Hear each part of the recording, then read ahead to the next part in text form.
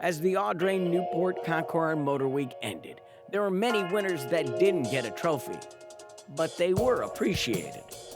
This is about community because Newport embraced this. The city council, the town of Newport got behind us and believed in this event. It's a town that embraces and supports history in all aspects. You know, the museum being the museum is it didn't just start out small and trickle up. They went big right out of the gate, and they obviously delivered. This is, you know, such a tremendous event. So I think Rhode Island, we're a small little state, and we got a small group of passionate people about cars, and it's pretty amazing to now have this event to look forward to every year. Already announced, the 2020 event will take place the first week of October. This is starting a tradition, a part of a legacy. I believe it is. Yeah, I think we'll talk about this for a long time. Hey, remember the first year of? In the final judgment, a judge said it best.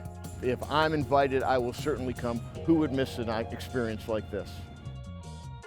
We can't thank the Audrain Automobile Museum and the folks here in Newport, Rhode Island enough for taking us on this journey of history, sport, and luxury.